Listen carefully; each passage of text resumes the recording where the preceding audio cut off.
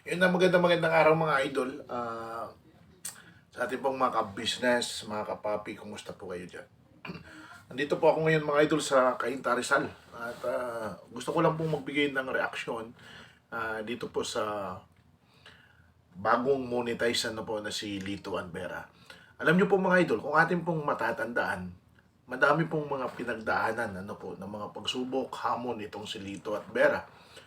Kung ating pong makikita, akala natin ay bumitaw na, pero at dyan pa rin sa gabay ng ka-business ay nandyan pa rin sila. Ngayon, ito pong mga pagkakataon na nagkaroon na sila ng channel ay na-monetize na nga po. Sobrang bilis, no? Congratulations, sobrang bilis. Ang sa akin lang dito mga idol, sana masuportahan pa rin natin. Una, at least kahit papaano nakakatuwa dahil alam niyo po ba yung pagbabago sa behavior ni Lito? Napaka-unique nga kasi sa kabila ng lahat ng ah, kakulangan ni Lito, ay pinakita niya na kaya niya, no? Napaka-unique yan, mga idol. At hindi po natin may pagkakailan na marami pong mga katulad ni Lito, yung mga nagbablog na talagang nagtagumpay. So, nung makita ko yung vlog ni Ka-Business patungkol kay Lito, ay talagang nakakitaan ko na sabi ko itong taong ito, malayo ang mararating. Kaya nga lang, payo ko lang sa kanila, dapat ay maging ano lang sila, yung mga parang, kumbaga, mapagpakumbaba, ano po, yung kahit ano man ang marating nila ay nasa lupa lagi ang kanilang mga paa. At huwag nilang kalimutan na ang talagang malaking porsyento kung bakit nakuha nila ang kanilang monetization sa kanilang YouTube channel is yung ka-business family. Sana ay hindi sila magbago, sana ay nandyan pa rin. No? So, siguro para kay Lito at Vera, continuous lang, tuloy-tuloy lang yung pag-upload ninyo. And pwede nyong ipakita, Lito, dito muna ibuhos mo yung kanyang kagalingan. Yung ikaw bilang isang unique at kakaibang vlogger. Pwede mong ipasok yan dito. Kasi maraming matutuwa sa iyo eh. Sa kabila ng lahat ng inyong sitwasyon, ay nakakaya mong mag-vlog. Yan ang pinakamagandang punto naman sa iyo. So kung titingnan natin, bawat mga kagwang, at ito pong mga vlogger, ay may kanya-kanyang kakaibang identity. Mayroon silang kakaibang yung bang uniqueness sa bawat isa. Kaya po, siguro, para sa mga followers ng ka-business, alam natin na may mga taong andyan pa rin yung hatred nila kay Vera, dahil ito nga pong latest, itong nangyari kay Bung. Ano. So kalimutan natin yan mga idol. Alam nyo, uh, bigyan natin ng pagkakataon na maramdaman nila. Maramdaman nila yung kanilang YouTube channel, yung pagiging vlogger. Suportahan natin sila. At naniniwala ko na kapag nabigyan naman natin ng suporta at makasahod ito, talagang magiging gabay din ito at magiging saklay din ito ng ka-business sa larangan ng pagtulong. Kumbaga, isa din ito siyang alalay. Alam ko, andyan pa rin ang puso nila sa larangan ng pagtulong. Baguhin sana natin ang ating pananaw para kay Lito at Vera. Bigyan natin ng chance na maipakita nila yung kanilang pinaka-the best na kumbaga talent. Lumabas yan, ilabas nila sa kanilang channel. Dahil ito ang kanilang puhunan at ito ang kanilang pundasyon. Pero ngayong ngayong vlogger na kayo, lalong-lalo na kay Vera. So dapat maging matatag ka, Vera, hindi ka pwedeng maging balat sibuyas dito, ano. Sa kabila ng lahat, siguradong dadami ang inyong mga basher. Sigurado yan, hindi po mawawala yan. Magkakaroon kayo ng basher, sigurado yan. Pero tandaan mo, ang pagkakaroon ng basher ay simbolo ng paglago ng isang community.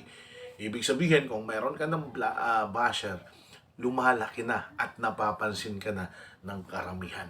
Huwag kang malungkot. Hayaan mo lang sila. Huwag mo din silang sagutin. Hayaan mo lang sila kasi sila ay mga sangkap lamang na nagpapatamis at nagpapasarap sa isang community. Kung hindi mo kaya ang kanilang mga sasabihin, ay pwede mo naman ignore lang. Pero never, huwag kang pumatol sa kanila. Tandaan mo yan. Yun ang isa sa pinakamaganda.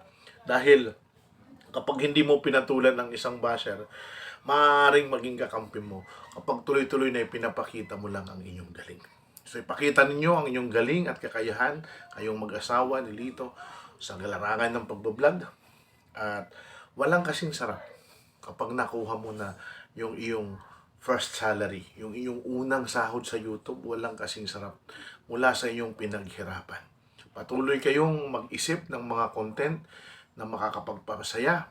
At pagdating ng araw na makuha na ninyo ang iyong sahod, ay sana ay huwag din kayong makalimot na magbalik po sa mga taong tumulong sa inyo, no? Doon sa mga taong nangangailangan, kahit pa konti-kunti lang. Huwag niyong kalimutan ang pagtulong dahil ang channel ninyo ay nabuo mula sa isang komunidad na ang kanyang saklaw o layunin ay tumutulong. Ipinakita sa atin ni Mr. Ka-Business ang pagmamahal sa mga taong nasa laylayan. Ito sana ay maging guide natin, no? Ito sana ang maging guide.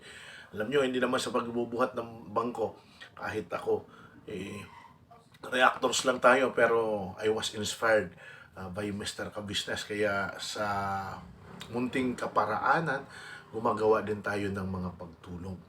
So sana ganun din ang gawin ninyo. So congratulations, Lito and Vera. And hopefully, sa mga darating na buwan, makukuha nyo na. Kapag nakuha nyo ang PIN, ay sasahod na kayo. Doon ninyo mararamdaman ang unang, ang unang katas ng inyong paghihirap. Pero, tulad ng sinasabi ko, sana ay hindi kayong magbago. And above all, mas higit kayong manalig sa Diyos. Mapagdasal kasi importante yan.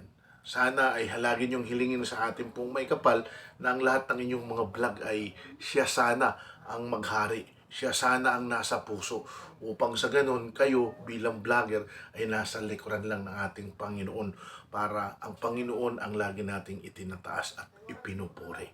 Yun po ang pinaka-importante dyan. Huwag kayong makalimot dyan. Huwag kayong makalimot magpasalamat, maliit man o malaki sa ating Panginoon. So sa muli, congratulations, Lito and Vera, at sa ating pong mga ka-business family, sa ating pong mga kapapi. Sana po ay suportahan natin sila nang sa ganun ay maramdaman naman natin o maramdaman naman nila yung pagiging vlogger.